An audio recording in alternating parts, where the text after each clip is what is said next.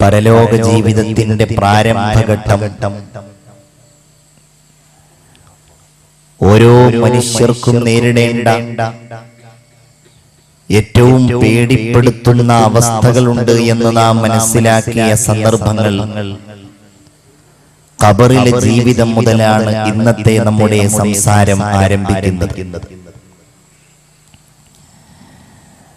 സാന്ദർഭികമായി എനിക്ക് ഉണർത്തുവാനുള്ളത്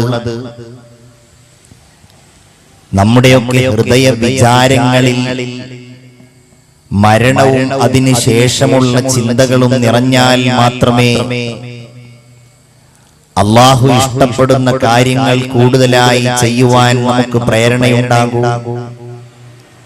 അപ്രകാരം അല്ലാഹു തമ്പുരാൻ വിലക്കിയിരിക്കുന്ന കാര്യങ്ങളിൽ നിന്ന് വിട്ടുനിൽക്കുവാൻ നമുക്ക് താല്പര്യവും ഉണ്ടാകും.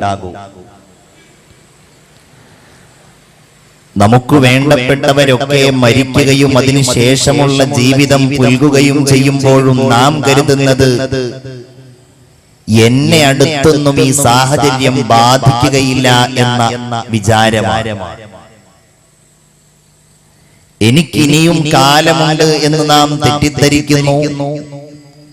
നമ്മുടെ സംസാരങ്ങളിലൂടെ, നമ്മുടെ ചുറ്റുപാടുകളിലുള്ള പെരുമാറ്റങ്ങളിലൂടെയൊക്കെ മരണവും അതിനുശേഷമുള്ള ഒരു ജീവിതവും എന്നെ ഒരിക്കലും ബാധിക്കുകയില്ല, അഥവാ ബാധിക്കുകയാണെങ്കിൽ അത് വരുമ്പോൾ നോക്കാം എന്നൊരവസ്ഥയാണ് ഉള്ളത്.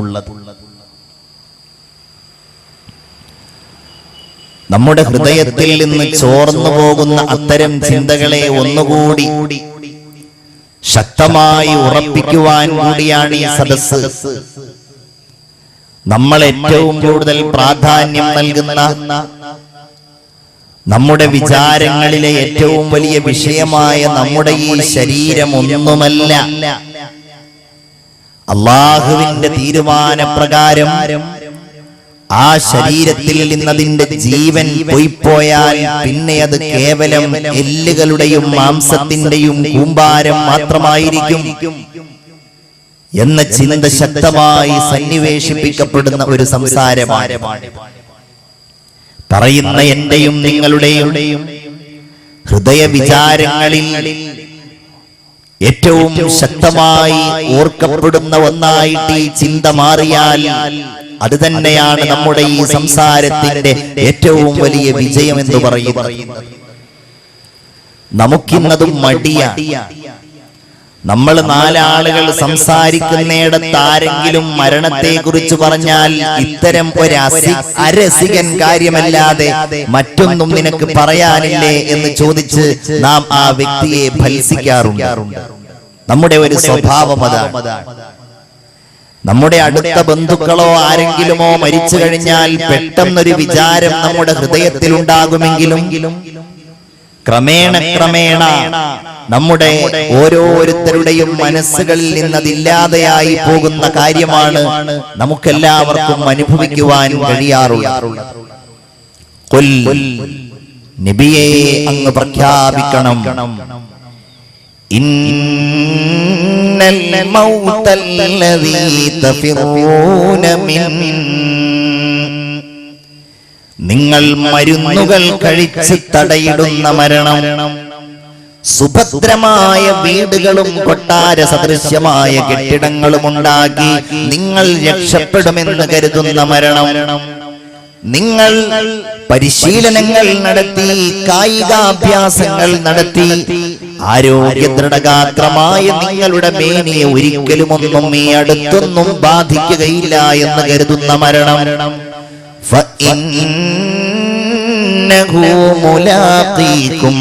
അത് നിങ്ങളെ കണ്ടുമുട്ടുക തന്നെ ചെയ്യുമെന്ന് അല്ലാഹു ബോധ്യപ്പെടുത്തുകയാണ്. നിർബന്ധമാണ് നമുക്കത് അഭിമുഖീകരിക്കുക എന്ന് പറയുന്നു. കുല്ലു നഫ്സിൻ ദാഇഖത്തുൽ മൗത്ത്, ആ വാക്കിൽ തന്നെ അതിന്റെ ഒരു ചിന്തയുണ്ട്. മരണം എന്നതൊരു രുചിയാണ്. അത് ശരീരത്തിന്റെ ഓരോ കോശങ്ങളെയും കാർന്നു തിന്നുന്ന, ഓരോ രോമകൂപങ്ങളെയും വേദനിപ്പിക്കുന്ന, ശരീരത്തിന്റെ മുഴുവൻ ഭാഗങ്ങളും പ്രതികരിക്കുന്ന ഒന്നാണ്. മരണമെന്നത് അത് രുചിച്ചറിയുക തന്നെ ചെയ്യും ഓരോ ശരീരവും എന്ന് അല്ലാഹു തമ്പുരാൻ പരിശുദ്ധ ഖുർആനിലൂടെ പറയുകയാണ്. ഇമാം ഗസാലി റളിയല്ലാഹു തആല അൻഹു മനോഹരമായ ഒരു ഉദാഹരണത്തിലൂടെ അത് സമർത്ഥിക്കുന്നത് ഇങ്ങനെയാണ്. മനുഷ്യന്റെ ശരീരം പ്രപഞ്ചത്തിന് സമാനമായിട്ട് അദ്ദേഹം ചിത്രീകരിക്കുന്നു. ഈ ഭൂമിയിൽ വെളിച്ചം നൽകുന്നത് സൂര്യനാണെങ്കിൽ പ്രപഞ്ചം പോലെയുള്ള മനുഷ്യന്റെ ശരീരത്തിൽ വെളിച്ചം നൽകുന്നത് അവന്റെ ഹൃദയമാണ്. കേന്ദ്രം അവന്റെ ഹൃദയമാണ്. അവന്റെ ശരീരത്തിലെ ഗ്രഹങ്ങൾ പോലെയാണ് ശരീരത്തിലുള്ള അവയവങ്ങൾ. സൂര്യനനുസരിച്ച് ആ ഗ്രഹങ്ങൾ കറങ്ങുന്നത് പോലെ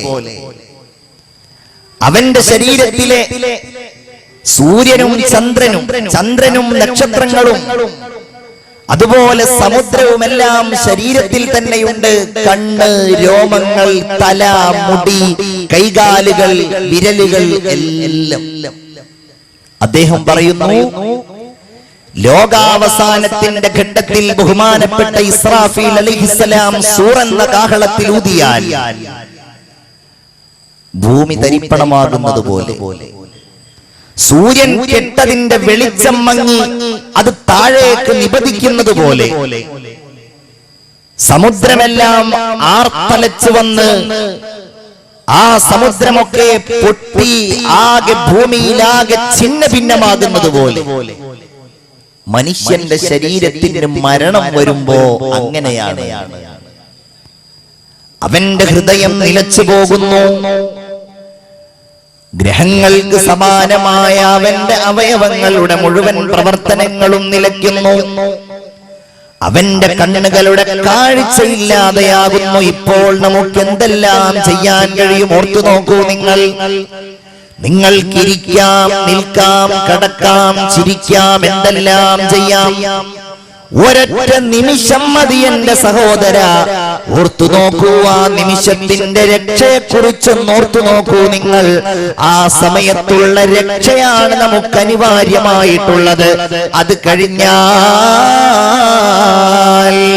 പിന്നെ ഈ കണ്ണുകൾ കൊണ്ടോ കൈകൾ കൊണ്ടോ അതുപോലെ മനുഷ്യന്റെ ശരീരത്തിന്റെ ഒരവയവങ്ങൾ കൊണ്ടുമോ ഒരു ഉപകാരവുമില്ലാത്ത അവസ്ഥയാണ് നമുക്കുള്ളത് എങ്കിൽ നാം പണിയെടുക്കേണ്ടത്, നാം ചിന്തിക്കേണ്ടത്, ബോധത്തോടുകൂടെ നാം ഓർത്തെടുക്കേണ്ടത് ഈ ശരീരത്തിന്റെ ഭംഗിയെക്കുറിച്ചും അതിന്റെ സൗഷ്ഠവത്തെക്കുറിച്ചും അതിന്റെ ആകാരത്തെക്കുറിച്ചും അതിന്റെ നേട്ടത്തെക്കുറിച്ചുമാണോ, അതോ അതിനുശേഷം രക്ഷയും ശിക്ഷയും അല്ലാഹുവിന്റെ അടുക്കൽ നിന്ന് ഏറ്റുവാങ്ങേണ്ടി വരുന്ന ആ ജീവന്റെ ആത്മാവിന്റെ റബ്ബിന്റെ അടുക്കൽ വിധേയമാക്കപ്പെടുന്ന ആ അല്ലാഹുവിന് മാത്രം അറിയുന്ന ആ ആത്മീയമായ കാര്യങ്ങളെ കുറിച്ചാണോ? അവിടെയാണ് ഇത് ചിന്തിക്കുന്നവര് ബേജാറാകുന്നത്.